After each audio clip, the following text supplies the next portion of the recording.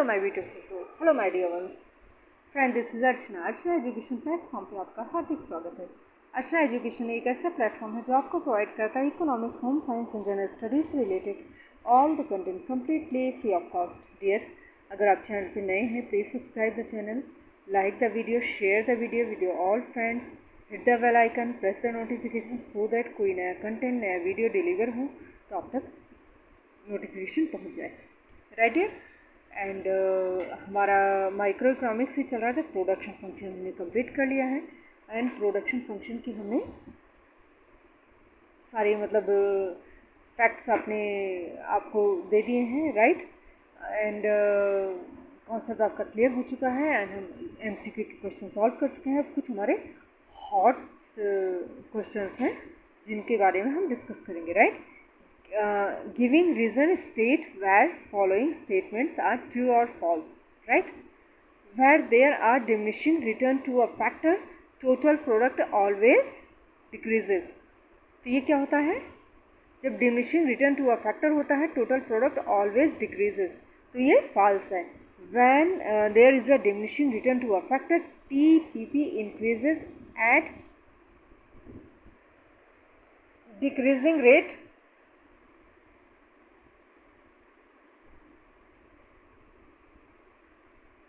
decreasing rate. Right, second question आपका TPP increases only when MPP increases, ये भी आपका false है।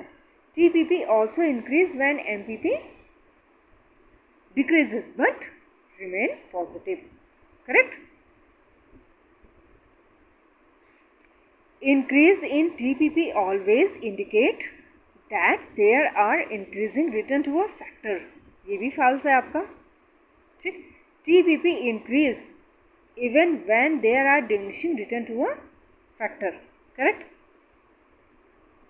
when are diminishing return to a factor, marginal and total product always fall. ठीक, ये भी गलत है आपका। only MPP fall. Right, not TPP.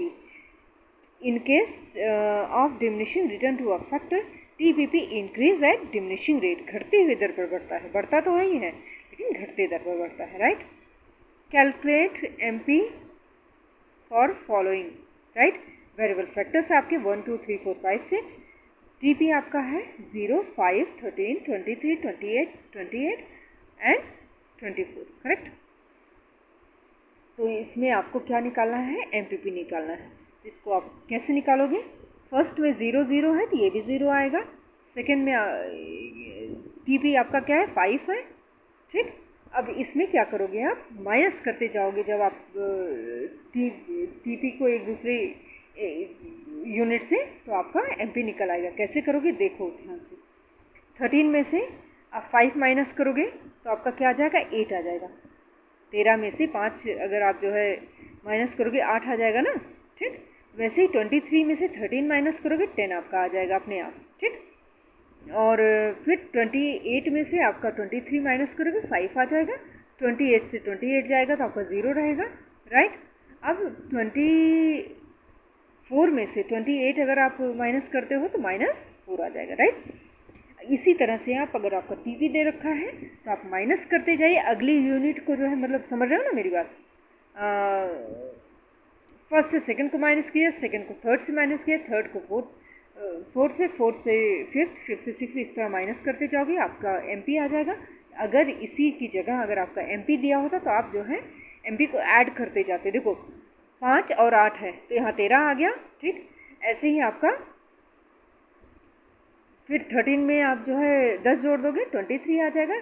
23 में 5 जोड़ोगे 28 आ जाएगा। 28 से 0 ही प्लस करोगे तो आपको 28 ही रहेगा। और फिर 24, फिर आपका जो है -4 कर दोगे तो आपका 24 आ जाएगा।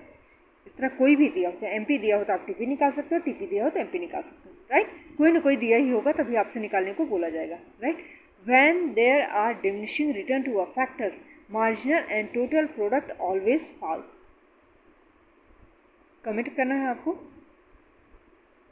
राइट, when फिर ये भी आपका आ गया। These are questions. राइट, तो क्वेश्चंस तो आप देख लीजिए। फिर लॉन्ग आंसर टाइप क्वेश्चन पे हम चलते हैं। करेक्ट। आओ, long answer type question, explain law of variable proportion with help of a schedule and diagram. तो ये आपको मैंने ऊपर पूरा कंप्लीट आपको वेरिएबल प्रोपोर्शन डायग्राम और शेड्यूल्स के साथ मैंने आपको बता दिया है। जिसमें आप लिखोगे कि लॉ ऑफ वेरिएबल प्रोपोर्शन क्या होता है, ठीक है ना। आप पिक्चर्स उसमें डायग्राम आप ड्रॉ करोगे और टेबल्स आप रखोगे, एक्सप्लेन करोगे तीनों फेजेस को, क्लियर। और रिलेशनशिप बताओगे उसमें एक दूसरे से, क्लियर। तीनों का रिलेशनशिप एक्सप्लेन करोगे आराम से। और ये करीब 1.5 से 2 से 2.5 पेज में कम से कम होगा।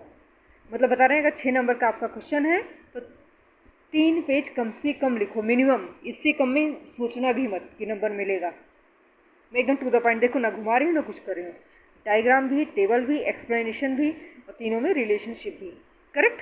टीपी एमपी का रिलेशन बता देना और एपी आपका एपी एमपी का रिलेशन बता देना और एपी टीपी का रिलेशन बता देना। इस तरह एक्सप्लेन करके फिर लास्ट में आप कैलकुलेशन लिखना। आधा पेज का कम से कम बढ़िया एकदम भर के आओ पेपर। ये एग्जामिनर को कभी ये मत समझना कि मतलब बेवकूफ़ है, समझ रहे हो। इतना आप उसको दे दो, उसको लगे यार मेरे से ज़्यादा इसको आता है।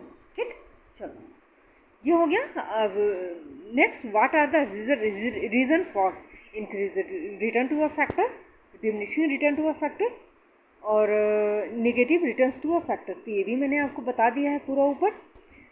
फर्स्ट का क्या होता है increasing return to a factor का, better utilization of resources, increasing efficiency. Correct. अब इसको ऐसे ही लिख के मत आ जाना, सिर्फ एक लाइन में लिख दिया better utilization of resources, increasing efficiency of variable factors, individual visibility of factors, fix factor. ऐसे नहीं, हेडिंग डालना अच्छे से कि reason for increasing return to a factor.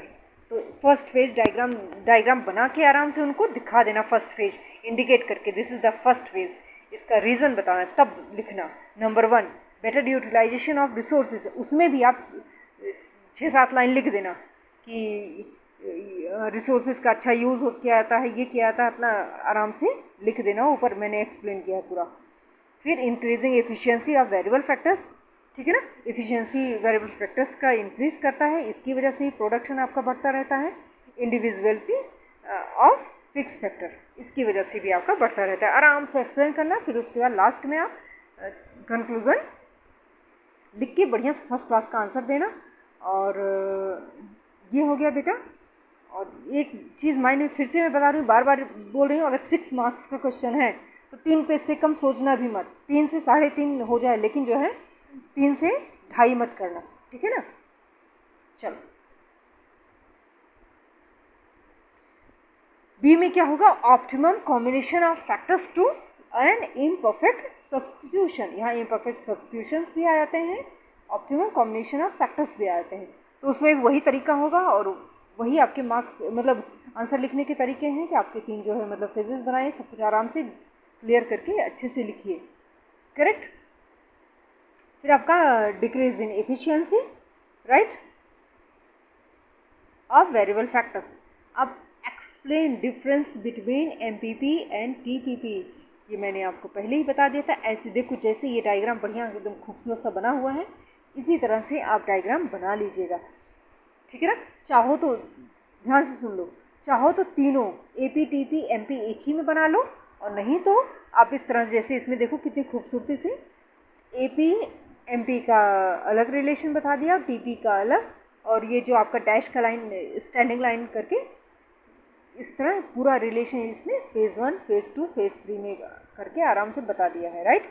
अब देखो, with the labor time continuously divisible, we can smooth TP L and APL curves, right. TP curves increases in increasing rate up to point A.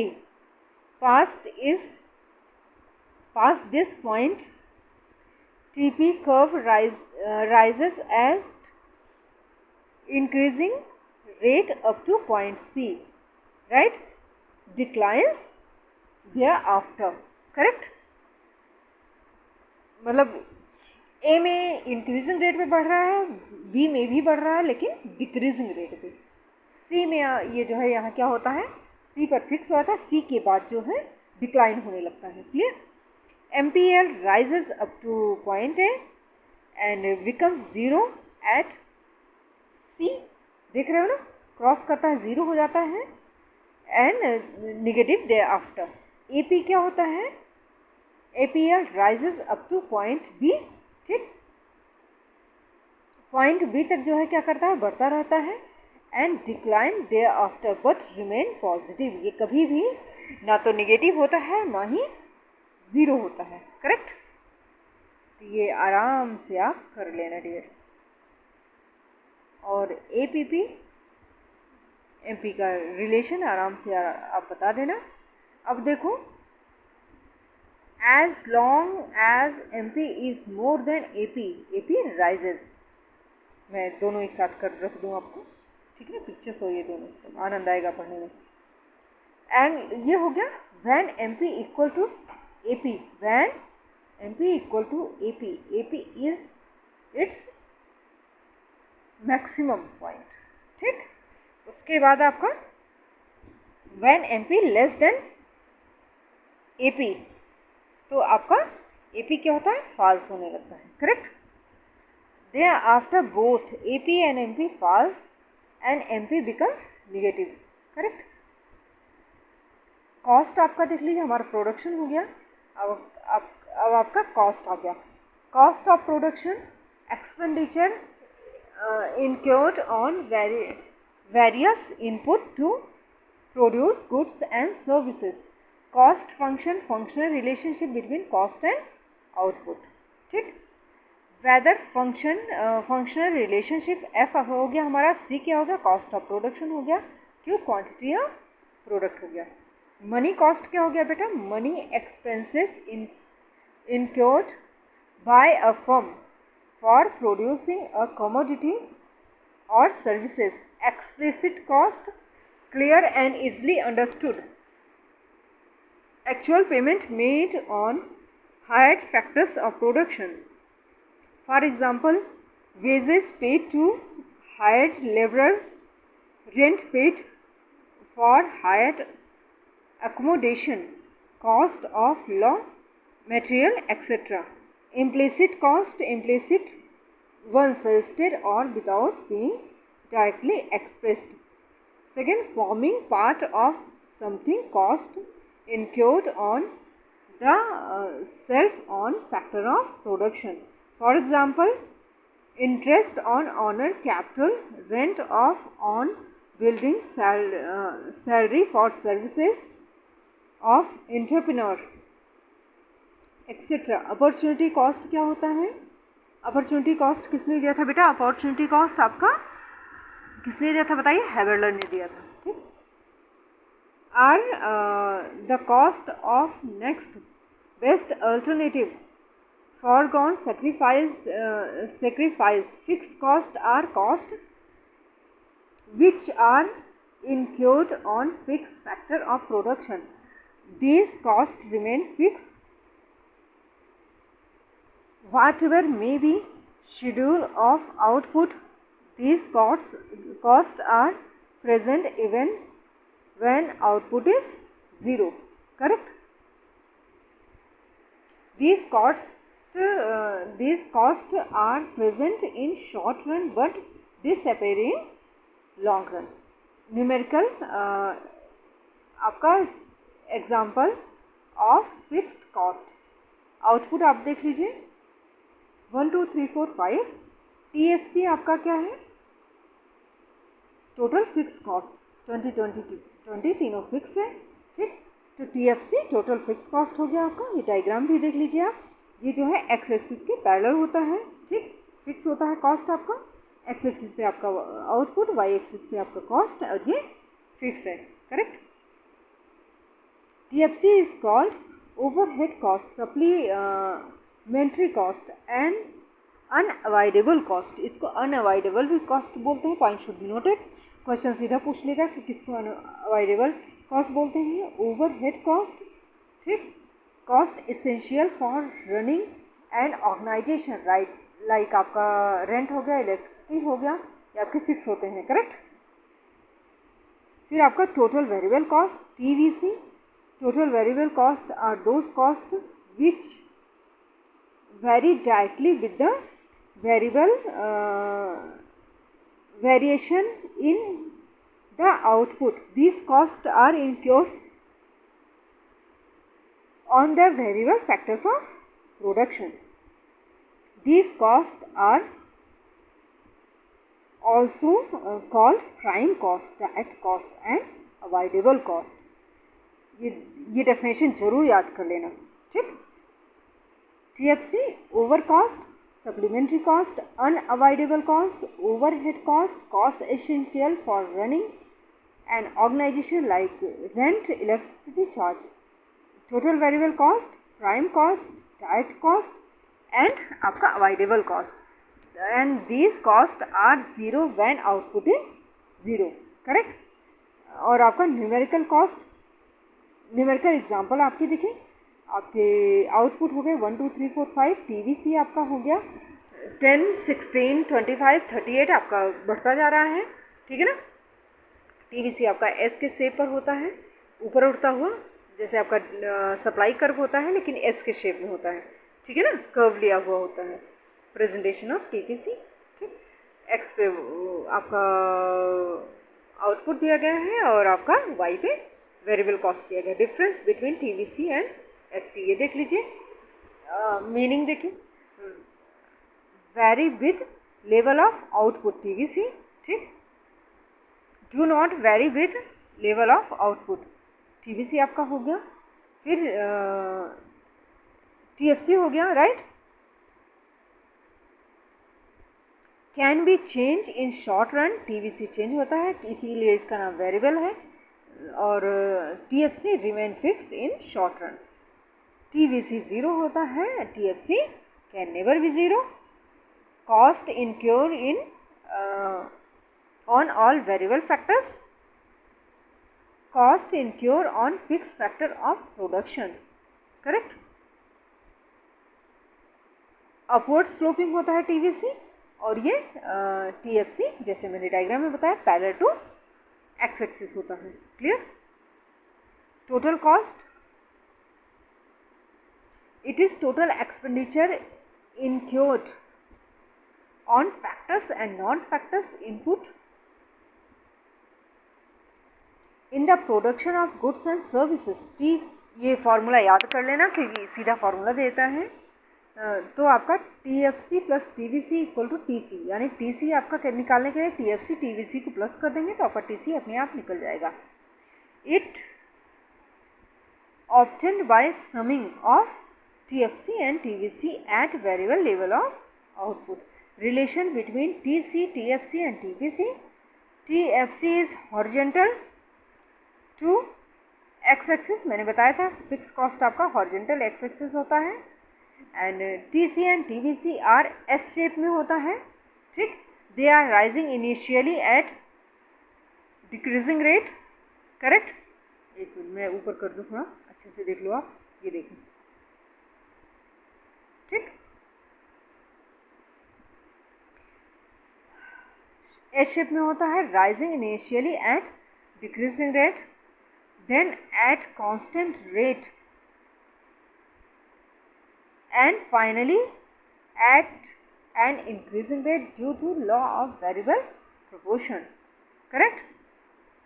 Eight zero level of output TC is equal to TFC. ठीक.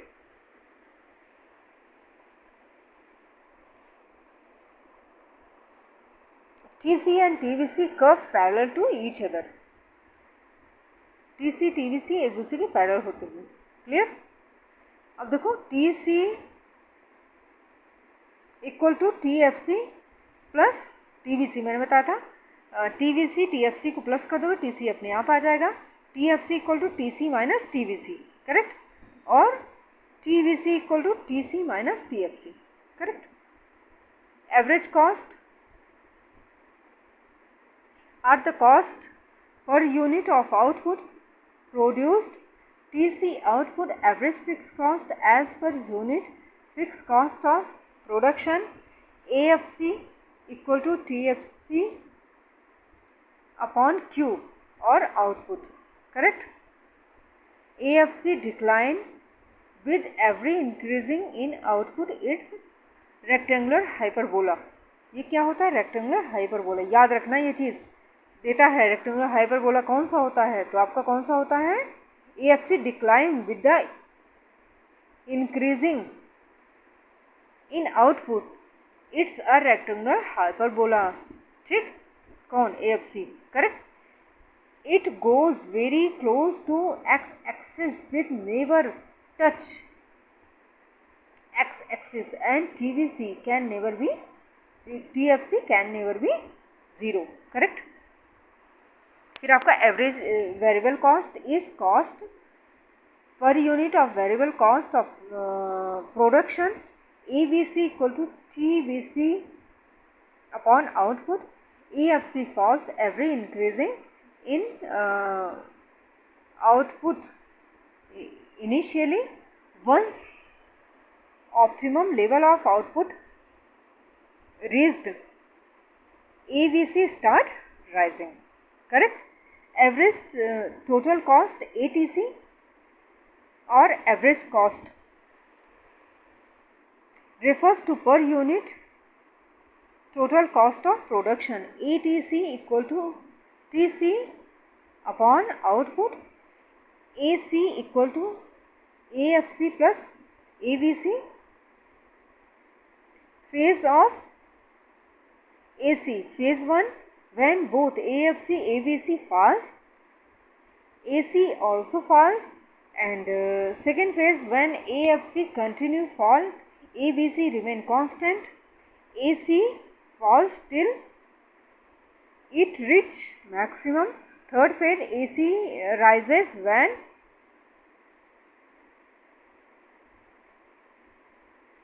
rise in AVC is more than fall in AVC.